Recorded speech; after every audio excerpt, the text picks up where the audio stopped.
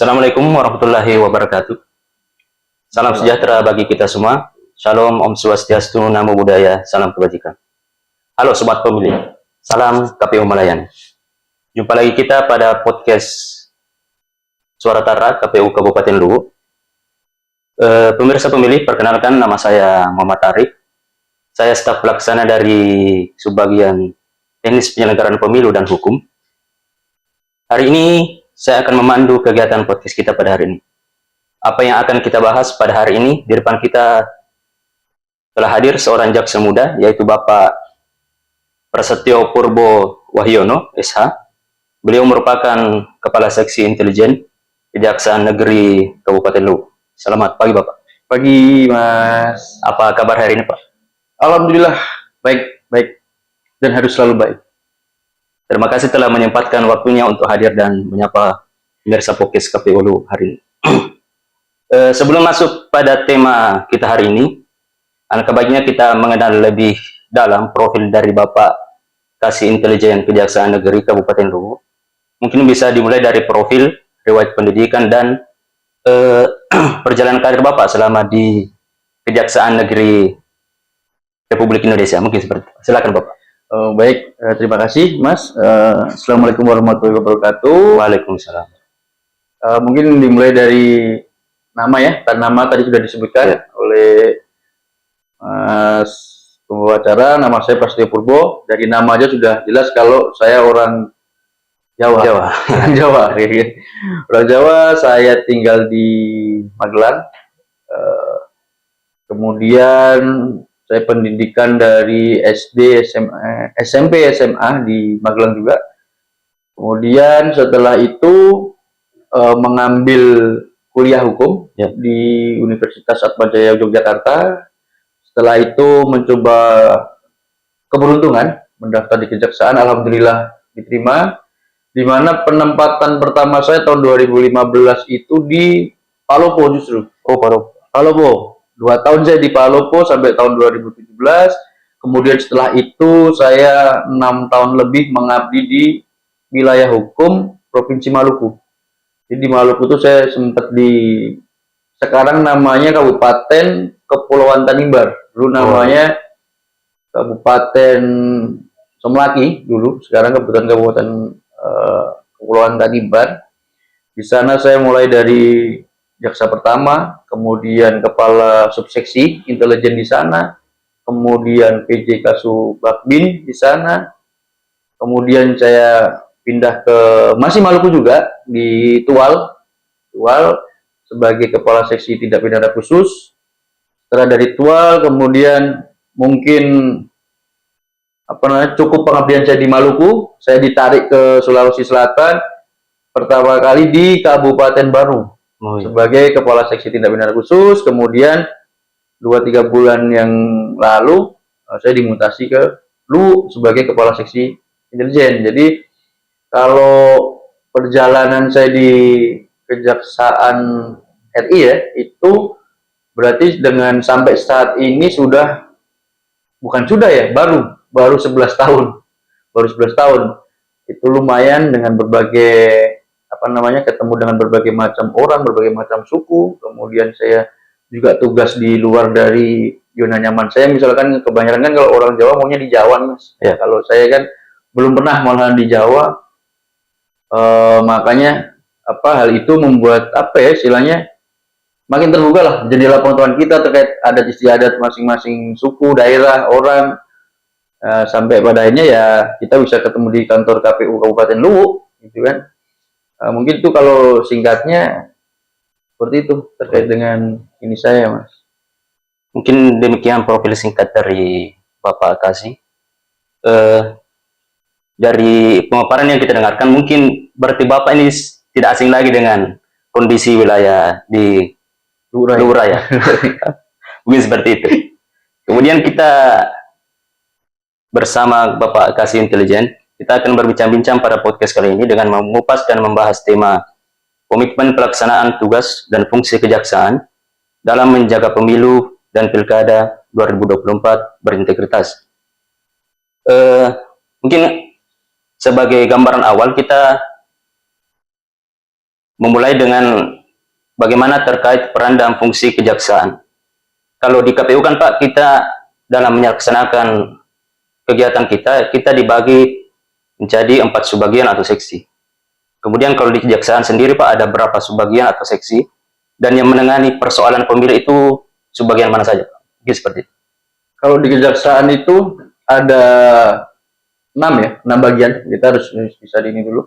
Yang pertama adalah bagian pembinaan, yang mengurusi pegawai kantor segala macam. Kemudian yang kedua ada bidang tindak pidana umum, yang mengurusi tentang perkara-perkara umum. Nah, ini nanti akan menarik tindak pidana umum ini karena ini yang paling banyak sebetulnya berhubungan dengan pelaksanaan pemilu. Itu. Kemudian yang ketiga ada tindak pidana khusus, penanganan terkait korupsi. Kemudian yang keempat ada intelijen. Jadi kami itu kalau istilahnya di instansi itu, Intel ini bisa juga dijadikan sebagai humas. Jadi humasnya itu ada di intelijen. Kemudian yang kelima itu ada perdata dan tata usaha negara. Itu yang berkaitan dengan jaksa pengacara negara. Misalkan contohnya ya, KPU digugat tuh. Sebetulnya KPU itu bisa juga meminta pendampingan dari jaksa pengacara negara. Gitu loh kan. Itu di bagian tata. Iya, di bagian tata apa namanya? Perdata dan tata usaha negara. Jadi gugatan-gugatan itu karena instansi pemerintah itu bisa menggunakan jasa JPN, jasa pengacara negara. Gitu. Kemudian yang terakhir ada bidang barang bukti dan barang rampasan. Jadi ada 6 bidang. Tapi yang berkaitan dengan, jadi di kejaksaan itu, Mas, jadi ada 2 bidang yang sebetulnya akan berkaitan dengan penyelenggaraan pemilu. Secara langsung ya, maksudnya secara langsung. Yang pertama itu tindak pidana umum, di mana biasanya tindak pidana umum itu tergabung dalam sentra gakumdu. Nah, itu biasanya dari tindak pidana umum. Jadi misalkan ada apa namanya istilahnya kayak pelanggaran pemilu apa segala macam itu kan maksudnya di gakumdu tuh. Nah, biasanya itu jasa-jasa di tindak pidana umum di situ. Kemudian yang kedua yang tadi saya sempat sampaikan, yang kedua itu perdata dan tata usaha negara. Nah, ini biasanya sengketa-sengketa kan banyak tuh Mas. Biasanya sengketa-sengketa apa namanya terkait pemilu itu ditangani oleh perdata dan tata usaha negara gitu, dalam hal ini sebagai jaksa pengacara negara gitu.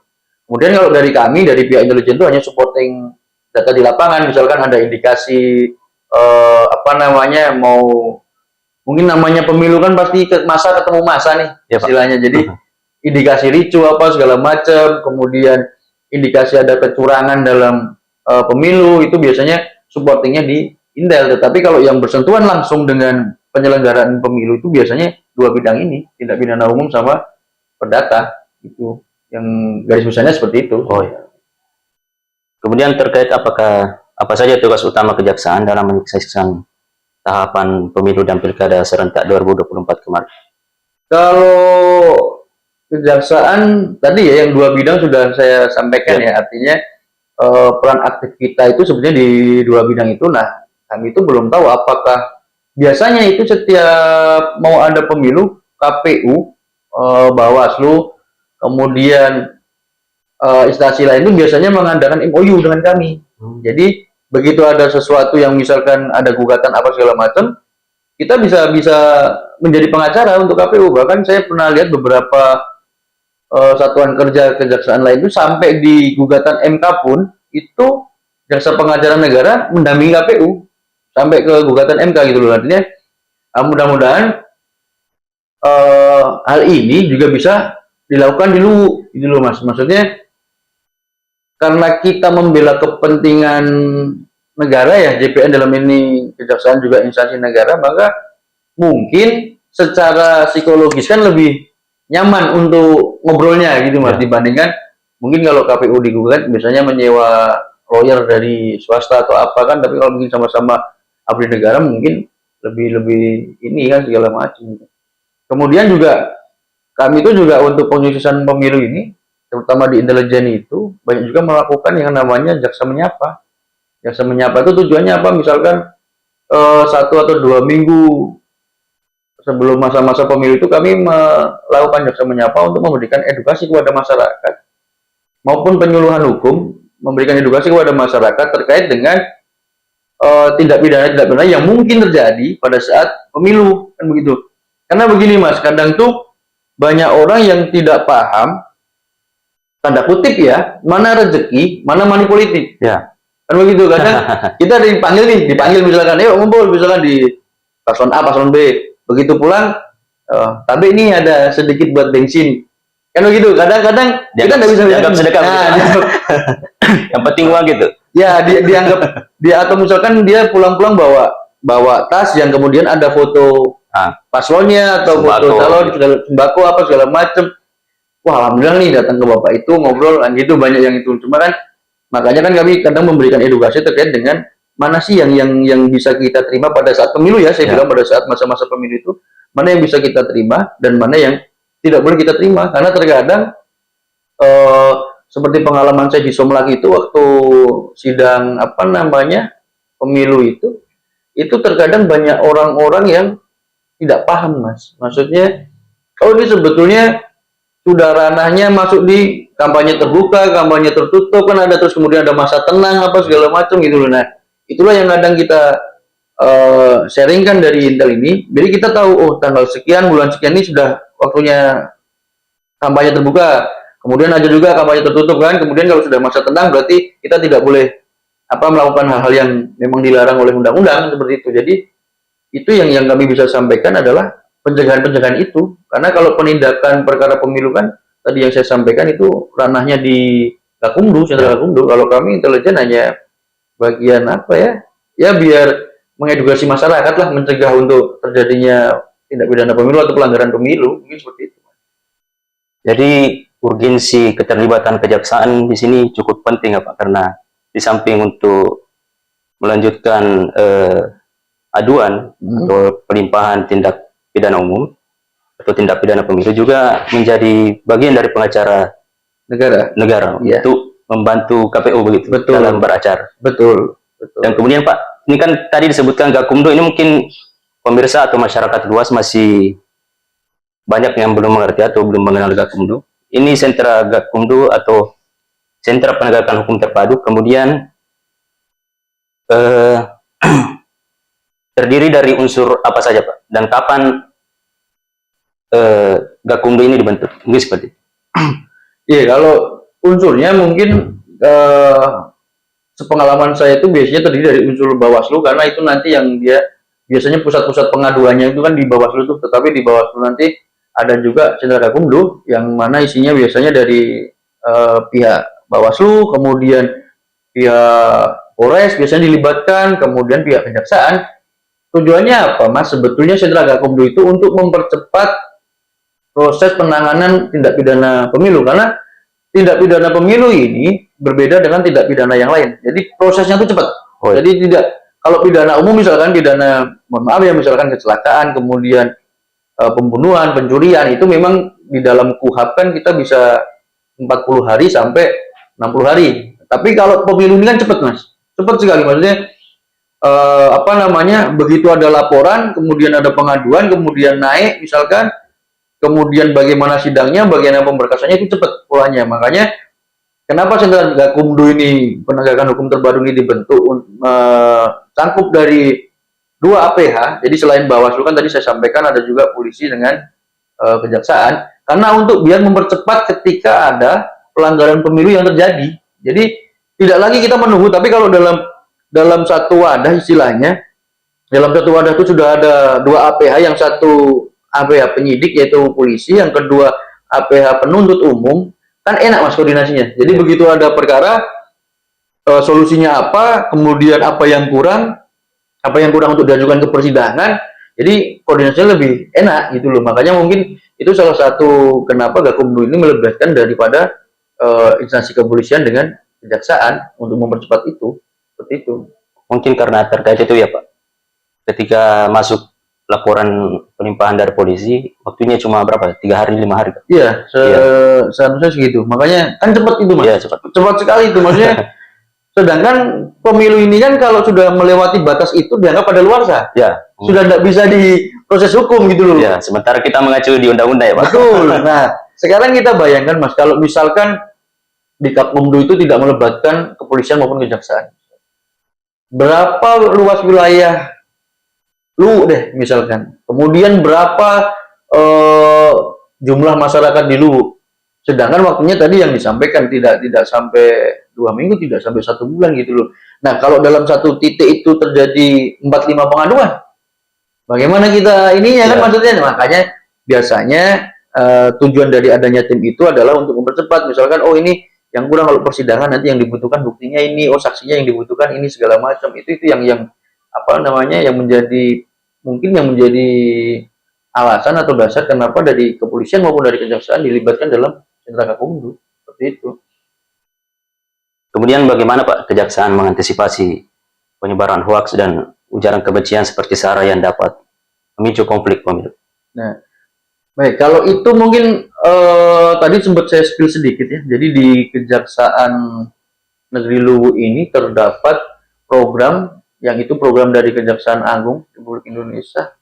Salah satunya adalah Jaksa Menyapa maupun penerangan hukum. Jadi terkadang kita mengantisipasi. Jadi kami Mas mengantisipasi hoaks apa segala macam itu bukan pada saat mau pemilu saja, tetapi di hari-hari misalkan kami melihat bahwa sekarang kan lu lagi banyak tindak pidana nih, mungkin kalau dilihat tuh yang kemarin di Buah ada Tawuran juga. tawuran, kemudian di Palembang ya kalau nggak salah. Nah, jadi itu kan bisa juga terjadi karena adanya hoaks mungkin kan, tapi kita nggak tahu karena itu ranahnya teman-teman penyidik, nanti kan polisi nanti yang bisa mendalami. Nah, kami itu hanya sebatas untuk pencegahan. Jadi cara kami pencegahannya itu artinya kita melakukan jaksa menyapa dengan mungkin dengan apa namanya kita upload di media sosial kami, masyarakat bisa melihat, atau kalau tidak kita melakukan penerangan hukum, misalkan di mana nih yang kira-kira rawan konflik nih, kita datang ke situ, atau ada juga kami punya jaksa masuk sekolah, kan sekarang yang paling rawan anak-anak sekolah istilahnya. Kita masuk di situ, kita sampaikan bahwa oh ini loh ada aturannya kalau kalian bikin berita hoax, itu ada undang-undang ITE yang berlaku, kemudian kekerasan, mohon maaf ya, kekerasan seksual misalkan, kemudian kalau anak-anak ini kan kebanyakan apa ya tawuran misalkan, kami kasih tahu hukumannya apa segala macam. Nah, kalau kembali ke masalah pemilu, berarti kan fokusnya jadi ke masalah tadi yang saya sampaikan Mas, apa namanya money politik misalkan ya kan, kemudian hoax, SARA apa segala macam. Nah, di Jaksa Menyapa maupun di dalam program penerangan hukum ini, itulah yang kami sampaikan. Jadi kami pencegahan Mas, istilahnya pencegahan, deteksi dini sebelum adanya sesuatu yang bisa membuat pemilu ini menjadi tidak bersih kan, istilahnya seperti itu. Kemudian Pak, kita beralih ke penegakan hukum tindak pidana pemilu. Apa saja jenis pelanggaran pemilu yang paling sering terjadi dan menjadi fokus kejaksaan yang telah kita lalui belakangan? Kalau terkait dengan tindak pidana pemilu ya, yang sering kami dapatkan itu, kalau ini berdasarkan data kami Pak ya, nah, saya buka database kami dulu, itu adalah yang pertama tentu paling besar adalah money politik. Itu apa ya, mungkin sudah jadi penyakit yang susah lah, maksudnya dia sudah bukan lagi tumor tapi sudah kanker ganas mungkin ya yang susah ini, tetapi kan yang namanya penyakit kan bisa kita cegah gitu loh. Artinya salah satunya dengan tadi yang saya sampaikan beberapa program yang ada di dalam Kejaksaan Negeri Hulu. Kemudian yang kedua adalah tadi yang sempat Mas sampaikan, penyebaran hoax dan disinformasi. Jadi itu yang berdasarkan data kami, itu kebanyakan yang terjadi adalah itu yang pertama money politik, kemudian penyebaran hoax, kemudian ujaran kebencian terkaitan dengan SARA, itu yang sering terjadi. Kemudian ada juga terkadang Mas, kalau pemilu ini yang lucunya apa? Terkadang ada calon anggota, ya misalkan anggota legislatif maupun paslon gitu, kadang nyuri waktu kampanye, entah nyuri start atau misalkan sudah waktunya itu masa tenang, mereka masih apa ya, kalau gerilya, kalau gerilya, kemudian setelah itu begitu mau coblosan, istilah kasarnya itu serangan fajar ya, pernah dengar itu kan? Nah itu yang paling banyak tuh Mas, yang sering terjadi. Kemudian ada juga yang paling kami sering jadi prioritas utama juga adalah fasilitas negara yang digunakan. Gitu loh. Biasanya kan ada beberapa misalkan paslon itu incumbent atau apa gitu kan, atau misalkan calon anggota legislatif ini incumbent, dia menggunakan fasilitas-fasilitas yang seharusnya sudah tidak bisa dia gunakan fasilitas itu, tetapi karena mungkin ngirit nih, saya difasilitasi, saya gunakan dulu karena dia merasa masih menjabat. Ya. Itu yang paling juga. Kemudian yang terakhir adalah terkadang masalah administrasi. Kalau administrasi kan istilahnya tidak perlu sampai tindak lanjutnya sampai ke tindak pidana kan, karena masalah administrasi saja yang bisa diperbaiki saat itu juga, misalkan seperti itu. Itu paling yang tindak pidana yang berdasarkan database kami itu yang paling banyak terjadi di pada saat penyelenggaraan pemilu. Seperti itu, Mas. Kemudian bagaimana Pak langkah kejaksaan dalam memastikan kepastian hukum dalam kasus-kasus tindak pidana pemilu? Apakah mungkin kepastian dari sisi pelapor atau peserta pemilu mungkin seperti itu? Nah itu Mas, terkadang apa ya, kalau kita bicara pemilu itu, kalau untuk penindakannya ya, maksudnya penindakannya itu terkadang kita tidak bisa berbicara kejaksaan, tidak bisa bicara kepolisian, karena yang paling bisa tahu detail adalah sentra gakumdu ini, karena memang sentra gakumdu ini kan dibentuk untuk istilahnya biar tidak terjadi kecurangan-kecurangan yang terjadi pada saat dilaksanakannya pemilu kan begitu. Tetapi tentu kami dari Kejaksaan Negeri Lombok supportingnya salah satunya itu supporting SDM, misalkan tadi yang saya sampaikan, kami supporting jaksa-jaksa terbaik kami untuk masuk di dalam gakumdu. Jadi biar ketika ada penanganannya apa yang mungkin ribet apa segala macam, sedangkan butuh waktu yang cepat, kita tidak membuang-buang waktu Mas, seperti itu. Kemudian yang kedua tadi JPN bisa juga menjadi wadah ketika Bawaslu atau KPU misalkan, karena paling sering itu Mas kalau pemilu itu KPU. Ya. Jadi kalau ada orang yang kalah pasti nyalakannya KPU, bukan menyalahkan bagaimana cara dia berkampanye, tetapi dia menyalahkan penyelenggara pemilunya kan begitu. Ya, itu kan aneh Mas, maksudnya. Dan kalau kau kalah berarti kan harusnya kau sadar nih apa misalkan mesin politikmu yang tidak jalan atau apa segala macam, tetapi karena paling enak itu Mas ketika kita kalah menyalahkan pihak lain. Nah itu paling enak tuh. Makanya masuklah kami punya yang namanya jaksa pengacara negara, itu yang bisa mensupport untuk penyelenggaraan pemilu. Kemudian yang terakhir yang tadi saya sampaikan dari intelijen adalah melakukan pencegahan atau deteksi dini terkait dengan misalkan akibat-akibat yang terjadi. Misalkan paslon si A nih, kalau ini menang akibatnya apa nih ke masyarakat, kalau si B yang jadi plus minusnya apa nih ke masyarakat. Nah itu deteksi dini itu yang kita supporting, biasanya kita sampaikan misalkan ada indikasi tanda kutip ya Mas ya, misalkan ada indikasi KPU mau dilemparin apa misalkan yang begitu. Nah itu kan indikasi awalnya biasanya kami koordinasi sama ketua KPU atau komisionernya, misalkan Pak kami dapat informasi seperti ini, biar hal tersebut dapat apa ya cepat dicegah gitu loh Mas, maksudnya dengan berbagai cara. Nah itu paling yang bisa kami lakukan di intelijen untuk supporting data seperti itu. Itu Mas.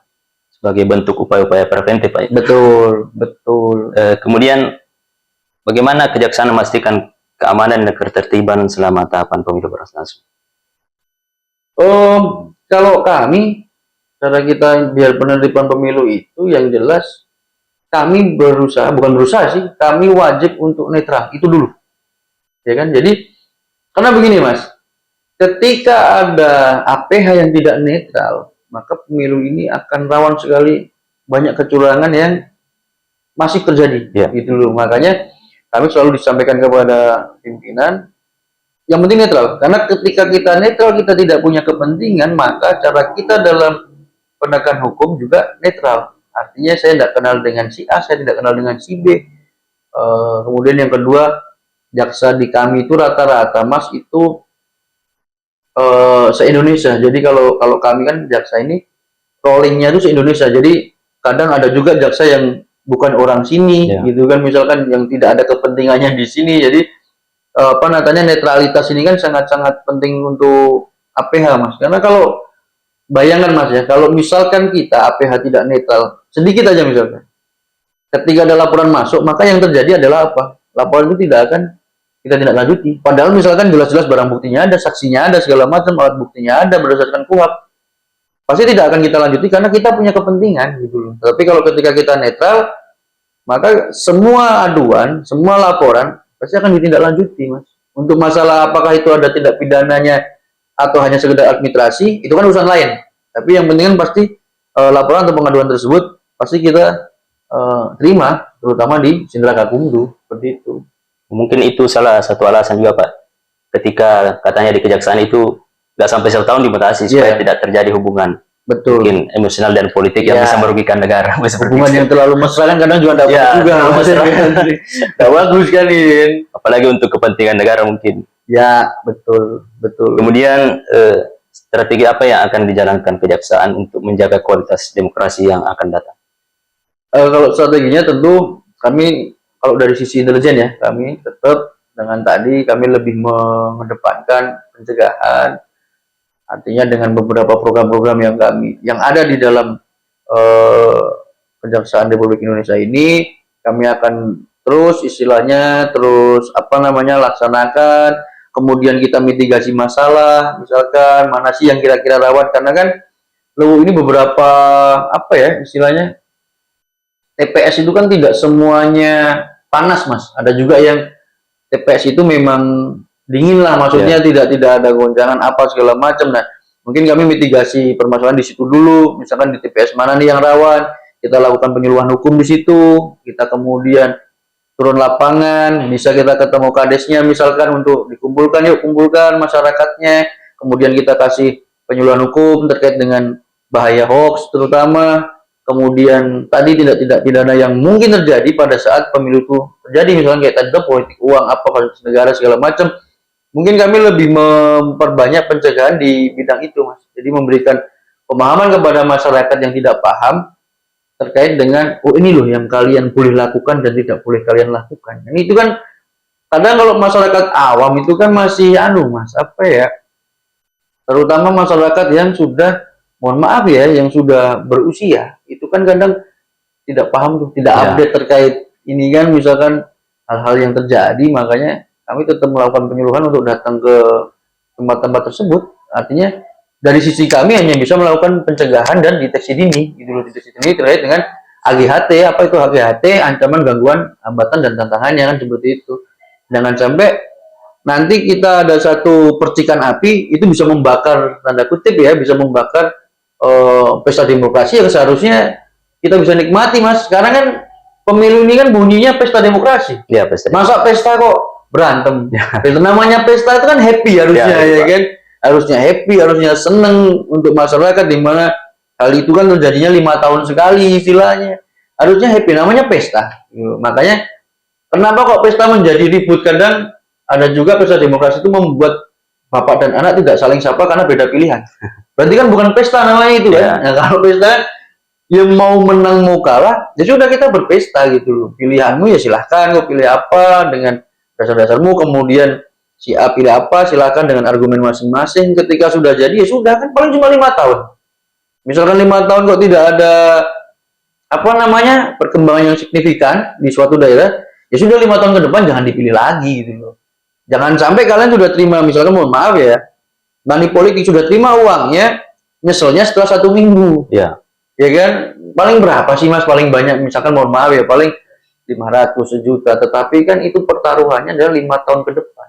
Bagaimana 5 tahun ke depan itu, apakah keluargamu bisa hidup atau tidak, bisa sejahtera atau tidak, kemudian kamu bisa mendapatkan pekerjaan yang layak atau tidak, itu kan yang harus dipertimbangkan betul-betul tuh. Bukan hanya sebatas ya tabe ini ada, ya kan, maksudnya tabe ini ada 500 atau 1 juta, tetapi setelah itu 1 tahun ke depan kita masih bingung mau kerja apa, mau ini segala macam. Makanya itulah yang kami selalu menjadi prioritas kami adalah jangan sampai khususnya money politik ini menjadi penyakit yang tadi saya sampaikan gitu, penyakit yang seharusnya sudah bisa kita sembuhkan berdasarkan apa, kedewasaan para pemilih gitu loh.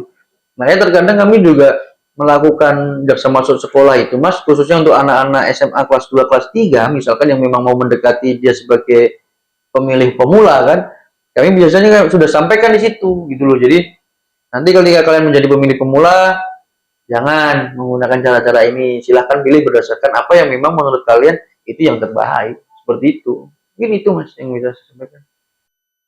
Jadi butuh kedewasaan dari pemilih untuk melihat bahwa pemilih itu bukan transaksi jual beli suara, tapi merupakan transaksi pemilih yang terbaik dari pemimpin yang akan dipilih. Betul. Mungkin pertanyaan terakhir Pak, pesan apa yang ingin diberikan kepada kami KPU sebagai selaku penyelenggara pemilu yang akan datang?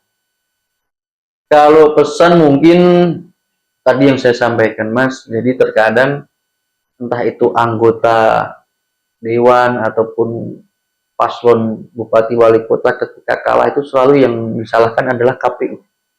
Tidak pernah mereka introspeksi, oh tim sukses saya yang salah apa, tapi pasti KPU.